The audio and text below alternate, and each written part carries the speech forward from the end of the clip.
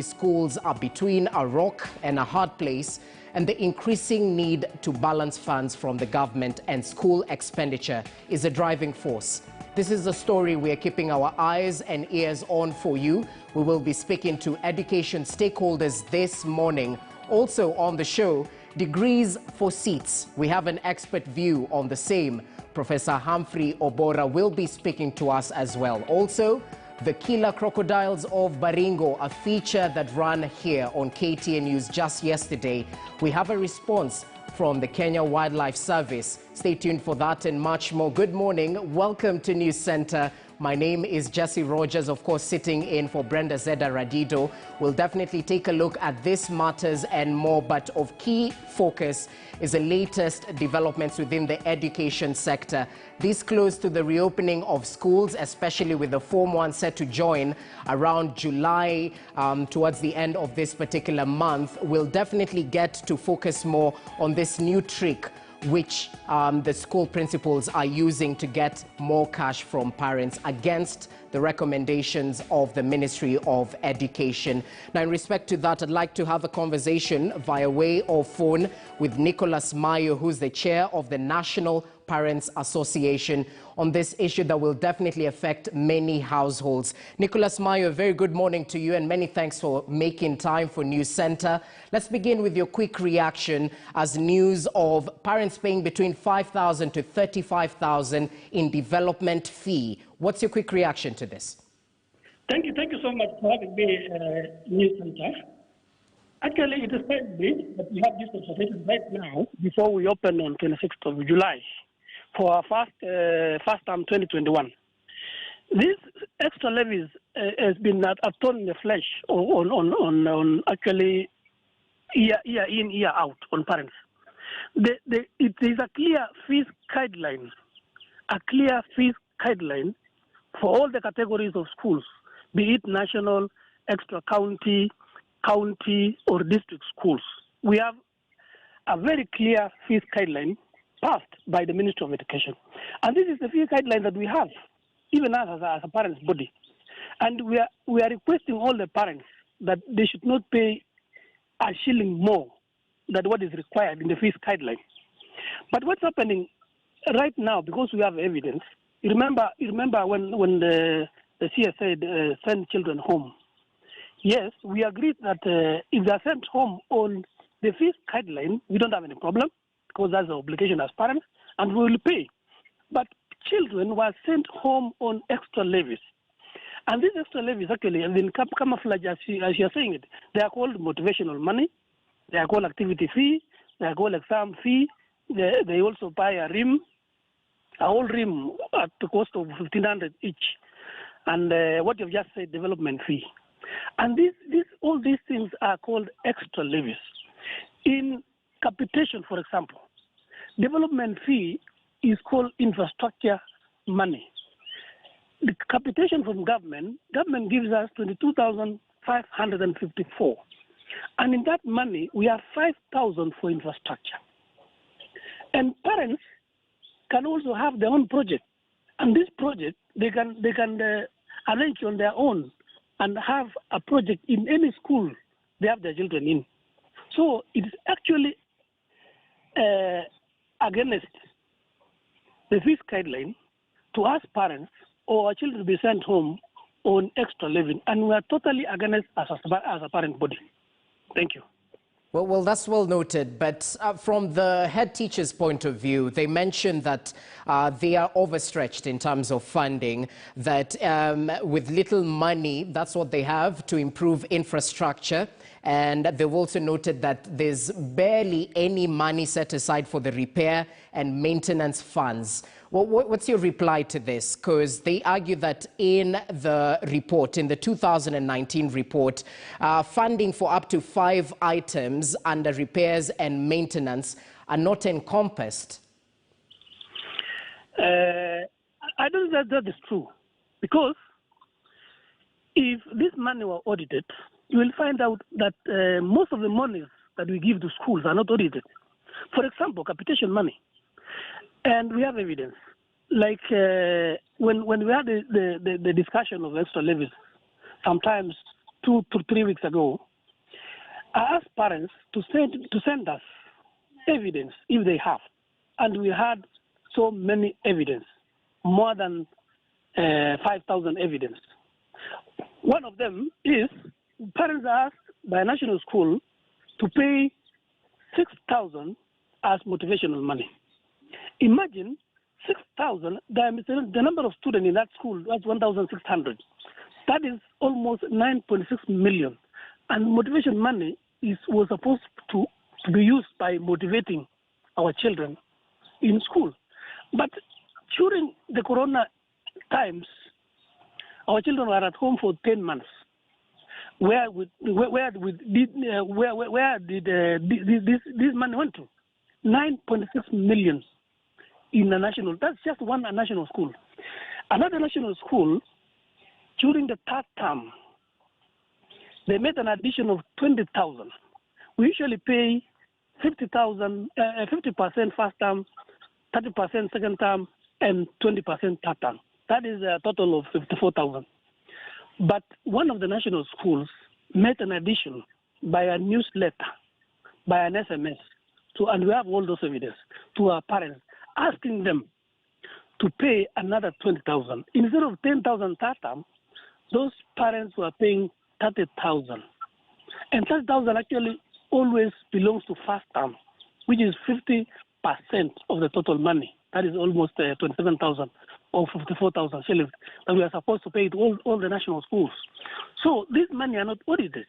When I talked to the principal personally, because I did that, when the parents were complaining, she told me, actually we have overstretched the way you are saying. We have overstretched. I told her, yes, if you have overstretched, we have procedures. If you have a project in school, parents can make a recommendation that we want to build an extra classroom, we want to build an extra dormitory, or we want to do something in school. And the procedure is the BOM will ratify after the parents, then the Ministry of Education from sub-county level to the national level should also ratify. Once they're ratified, we don't have any objection. We will pay as parents. But all these monies are not passed by the Ministry of Education, because the Ministry of Education has a recommended fees guideline that is passed in Parliament. And that's what we are using as parents of this country. Well noted, Mr. Mayo. I think it would be proper to ask the next question now. With the government's aim to achieve 100% transition, of course, such a move by various schools might hamper this all-important goal. But it's interesting listening to such remarks that might have been approved by parents in the same institutions and the school boards. So we're hearing two different voices right here. At what point is it okay to actually make sure the parents pay this development fee? Is it okay except in instances where it's only on Form 1 admissions? Talk to us about this. No, it's not right. The procedure is, if parents meet when they have their own meetings, be it parents' AGMs, they can say we have a project. We want to add like my school where my boy is. We agreed that we should have another extra 8 classes, and we did as parents. And after we approved as parents, the principal will go ahead and have it approved by the sub-county directors, which also will be approved by the County Education Board. After the County Education Board has approved, then it will be taken up to the Ministry of Education. There is a panel appointed by the minister to approve it, and then the minister will note that one has been approved, and we will pay as parents. But most of these projects or development, as they call it, they have never been approved. They can be approved by the parents, yes. Approved by the BOM, yes. But the ministry has not approved, simply because they don't follow the guidelines required by the Ministry of Education. Where the money goes or goes missing is because when the ministry itself approves it, then that money will be used prudently. Otherwise, if the ministry doesn't approve, as parents, we don't stay in school. You know, it's our children who stay in school. So that money, even the board, they just sit once in a month. So that money will stay with the principals and the school management, and that money can be misused any time because it has not been approved.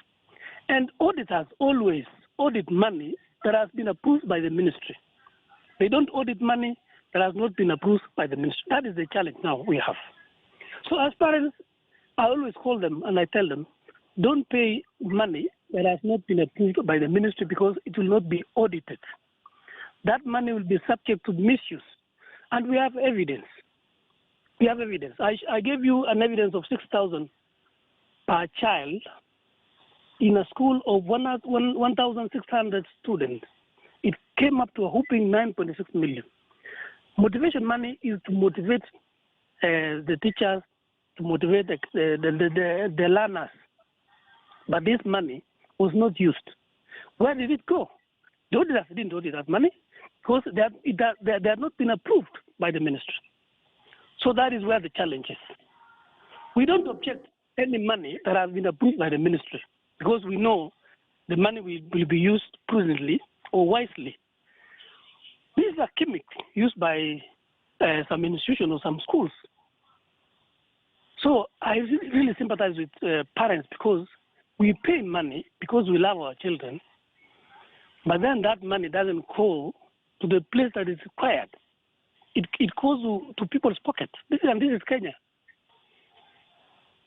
Yes.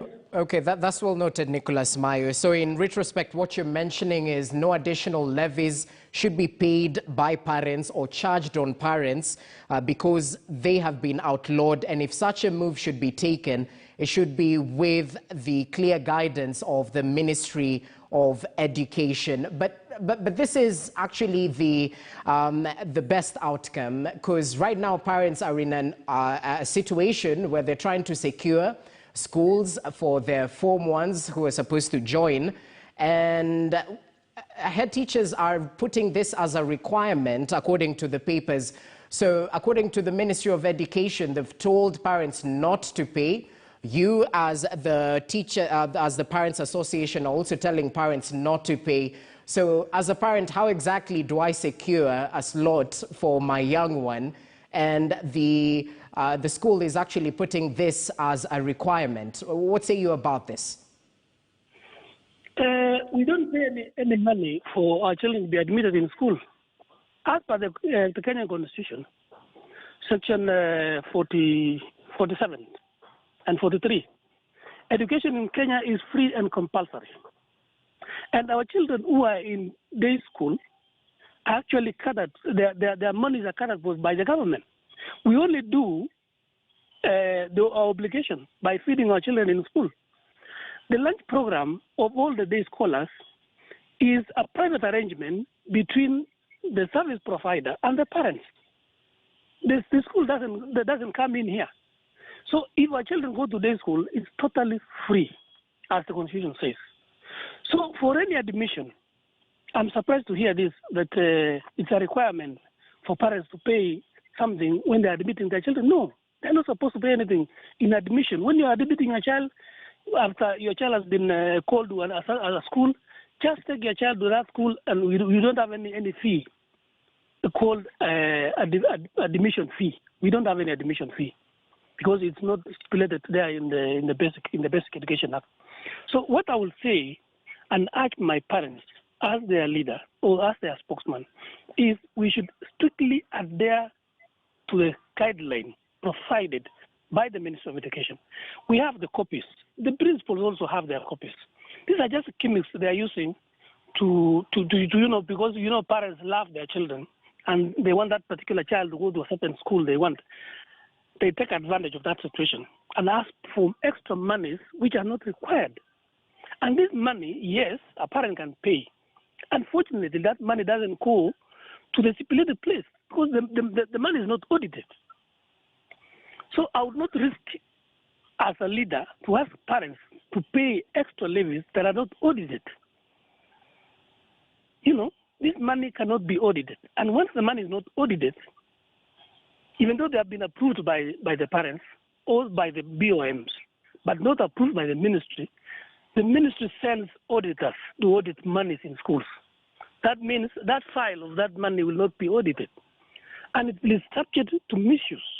That is why we are totally against any extra levy in school, because it has not been approved by the Ministry of Education. So as you're saying, there's no money called admission fee. So every parent, if your child is called to a certain school, take your child to that school. What you need to pay is just your obligation as a parent. Those are personal belongings to your child. Come on in box, mahitaji, come on masks, all those things. Those are just personal things, personal effects of your child. And those ones don't belong to the school. It's between the parent and the agreement between the parent and your child. So we don't have any guideline on admission of fees to be paid by parents. Okay, well noted. Nicholas Mayo right there. Just stay on the line for us. We just want to run this particular story, still touching on education, where more than half of the 43,425 candidates with C+ and above who missed their preferred degree courses or failed to apply initially have now submitted fresh applications ahead of the July 5th, 2021 deadline. Now, Dr. Agnes Masi Wahome, the Kenya Universities and Colleges Central Placement Service CEO, is now appealing to those who did not merit their initial choice due to competition and have not yet revised their choices to do so before the Monday deadline, that is today. In a statement, the Kenya Universities and Colleges Central Placement Service says with hours to the closure of the application window, more than 22,700 of the affected candidates had submitted their applications by Sunday morning. The application system is scheduled to close on Monday, July 5th, 2021 at exactly 3 p.m.